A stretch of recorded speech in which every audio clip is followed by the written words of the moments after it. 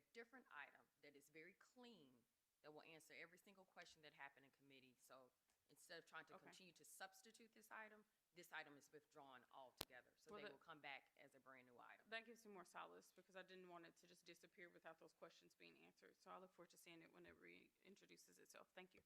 Thank you. All right, this item has been withdrawn. Parliamentarian, please read item number 17. Item 17 comes from the Law Enforcement Corrections and Courts Committee, which is chaired by Commissioner Wright.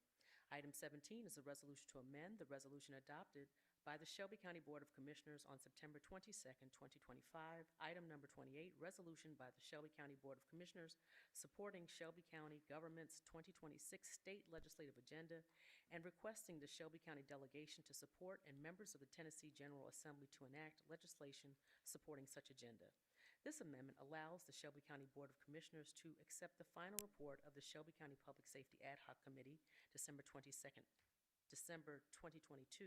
through May 2025, and advance the recommendations of the Shelby County Public Safety Ad Hoc Committee, December 2022 through May 2025, sponsored by Commissioner Charlie Caswell Jr. and Commissioner McWright. This item was an add-on, amended, and sent down without recommendation in January 21st, 2026 committee meeting. All right, I have a motion by Commissioner Sugarman, a second by Vice Chair Bradford. Commissioner Wright, can I get a committee report? Yes, Madam Chair, this comes down without recommendation. Okay, thank you. Commissioner Caswell, you recognize. Thank you, Madam Chair. I know that one of the back and forth we had, I know Commissioner Thornton had about the amendment. I think the amendment was added to take the district connector recommendation out of this particular document. And so that was the main item, and the reason I suggested that we just come down without recommendation to get that done. From my understanding, that was done. Was that amended in there, Madam Chair, to the parliamentarian? Yes, sir. Okay. Yes, sir. It was amended to include that.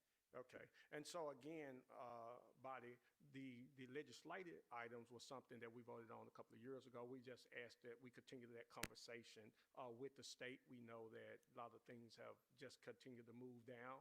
Hopefully some of those items will be heard this year as we move forward. But the other items, just to talk about the many meetings that we had with Public Safety Ad Hoc, the summits that we had, hearing from the community, just asking for recommendations around public safety and addressing that, and we put it into that document. And they just asking this body to receive our recommendations from that body, from the committee. Thank you.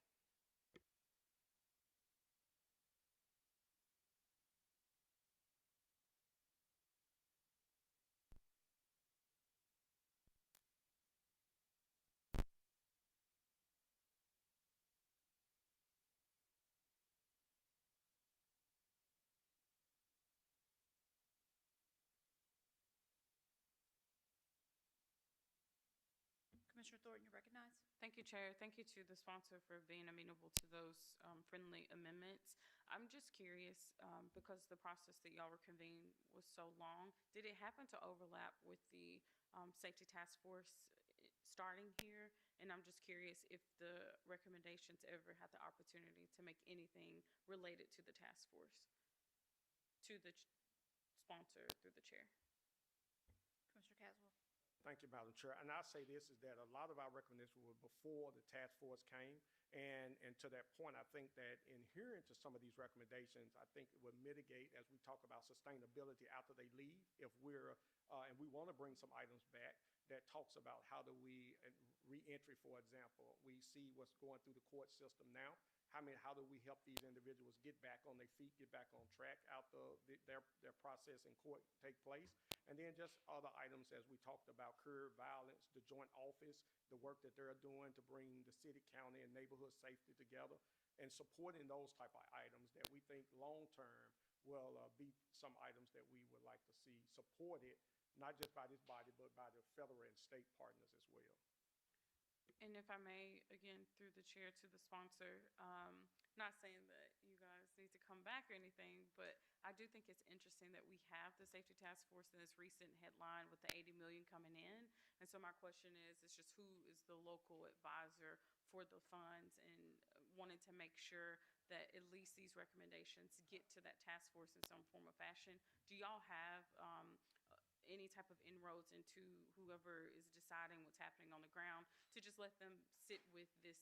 I don't want it to just be accepted by the commission and then operating independent of the task force. Is there a way for us to get this before the task force so that we can know with assurance that it's being considered, and that it's something that is being acted on? I love the idea that you're talking about a sustainable plan and that this work, I just don't want it to fall to the wayside after we accept it. And I'm pretty sure I heard you say in committee that you're going to bring some more legislative items. If we could start to marry this world that is the work we're doing as a county government and the safety task force work, I would like to see that, because it seems like these things are not working in tandem with each other.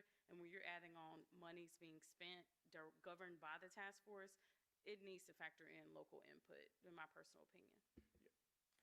Madam Chair, Commissioner Caswell. and I appreciate those responses. I just say this, I know Commissioner Wright now sits on the Crime Commission Committee, and I know some of these items that we're talking about is things that Crime Commission been kind of having on their legislative agendas and things they've been fighting for over the years. So as he served in that body, I think that he would be I know he'll be a great voice to continue to advocate to them who also have legislative representation fighting at the state level for some of these things to be sustained over time. I just say that to this body, I think it's going to be on us too to look at how we make some of those investments, just looking in light of a lot of dollars coming from the federal level around suppression, but not around prevention and intervention, that we know that we have to do something here locally to address some of those issues.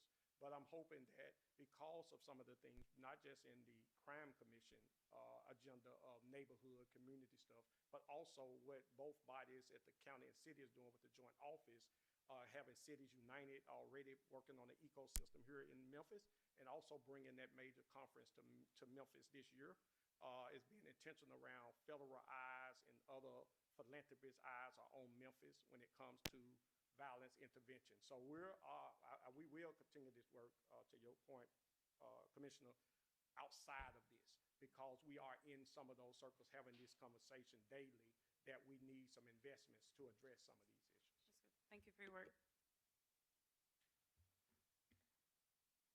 Seeing no other commissioners in the queue, could you prepare the screen for a vote?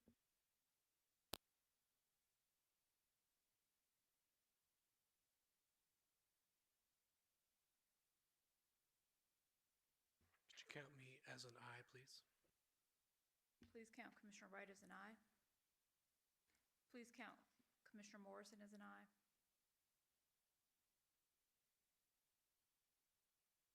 Please report the vote. We have aye votes from Commissioners Clayville, Caswell, Sugarman, Mills, Wright, Thornton, Morrison, Bradford, and Chairwoman Avant. We have 9 aye votes. That motion passes. All right, now we come to the part of the meeting for any announcements. Commissioner Wright? Thank you, Madam Chair. I just wanted to be sure that we said a word of thanks to our deputies and other first responders, our Shelby County Sheriff's Office and Fire Department as well. They responded, I believe it was in Commissioner Sugarman's district, where there were a couple of young men, I believe it was, who were submerged in the lake in their community complex.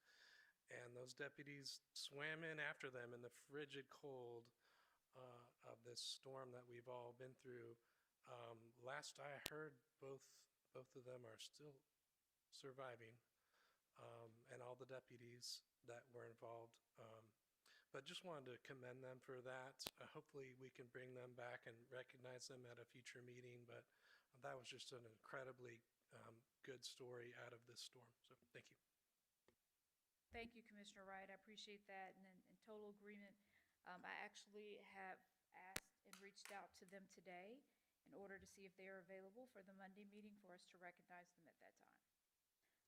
Very grateful for their heroism, and for it's amazing just hearing their story and saying that everyone is a hero, and that it was not even a second thought for them to go in to save those 2 young men. So we are so very grateful for all they do on a daily basis. So So I will circle back if they are available. If it's not Monday's meeting, then we will definitely get them down here in order to recognize them for the great work they're doing. Commissioner Caswell? Thank you, Madam Chair, and I think this is something me and Commissioner Wright can share in some of the great work that Mayor David Parson is leading in the Bartlett area, and I was glad that he reached out to me that we're coordinating with other faith leaders in our community. From February the 9th through the 14th is going to be boots on the ground between Sycamore View and the Pinnaform down to Summer and White Station. Again, this is not Bartlett, but having all the Bartlett churches come together with some of our other inner city churches. It's going to be hundreds there from 3 o'clock to 6 o'clock. 3 o'clock to 9 o'clock every day, going in those woods, going under those bridges, those individuals who are impacted by substance abuse, homelessness out in that community around right when you get off the interstate at Summer. I just want to commend I've been to 4 of their trainings and meeting the leadership of their community in the heart of the mirror. For those who don't know his testimony, I know Commissioner Wright will be getting him here. But out of his pain of losing his son to drug overdose, took this now to the community to help and bring that into the inner city of our community. So it's going to be powerful. I don't know, Commissioner, if that's your district area over there. And I told him we most definitely need to reach out to you. It marries up to District 6, and it have already led to now pastors are organizing in Fraser and Raleigh around the Walmart and the people that's in the woods there. So if anybody want to participate, February the 9th through the 14th, 3 o'clock to 6 o'clock at night, they're going to have tents for food, clothing, prayer, and resources. I want to thank Hospitality Hub, who's already helping with beds, Alliance Healthcare, Agape, and so many other organizations coming together to provide resources to these individuals that's out in their community. Want to see that community bounce back. So again, I just want to thank Bartlett Mayor and Commissioner Wright for sharing him with me to do that work. Thank you, sir. Yes, hats off to the Mayor Bartlett. He did reach out, and we did talk about how those overlapping lines, Commissioner Wright and I have had questions about that area, or many discussions about that area in the Sycamore View, and how we can, and it's so great to see how this outreach is working. Thank you, Madam Chair. And I'm sorry, one other thing, Tuesday, and I guess Tuesday meeting, my stakeholder meeting would be at 3034 Old Austin P. I'll have the U.S. Attorney Mike Donovan as our speaker at that event at 12 o'clock noon. Thank you. Okay, thank you. Commissioner Thornton? Thank you, Chair. I'm excited that you lifted that up. It came up in a meeting that I had recently, and so we're looking to quickly replicate that initiative. So we'll be looking to participate and learn from all that y'all are doing collaboratively. I've heard great things about it, and there's some interest in District 10 to be able to rinse and repeat. So we're wishing y'all great success. In addition, we're going to have a Day of Love in District 10 on Valentine's Day. So from 6 to 10, y'all hold that time and get ready to have a good time. To RSVP, more information is coming, but wanted to just hold that spot. We've been talking a lot about how domestic violence is a pressing issue in Shelby County, and so we're looking to really just promote positive and healthy romantic relationships. And who knows, you might find your future partner coming on out to District 10 and on Valentine's Day this year. So thank you so much. And I just want to also just hold space for all of our essential workers and just laborers who have had to risk literally their lives. I saw that car hanging over the overpass and just thought about how many people don't have a choice about whether or not they have to show up to work, whether the weather is inclement or not. So thank you to everyone, and to everyone who has just shown up for us, to our linemen, and just I'm grateful to get partially through what we've experienced and looking forward to school starting again. Thank you. Commissioner Caswell? To Memphis Light, Gas, and Water, I just want to thank them for cutting the trees back, because we didn't lose no power during this time. So we've seen other cities, how bad they was impacted. Many times we'll beat up Memphis Light, Gas, and Water, but to say that they was above the job being done, we thank them for their work. Thank you. Yes, a lot to be said about what we've gone through over the last week and a half.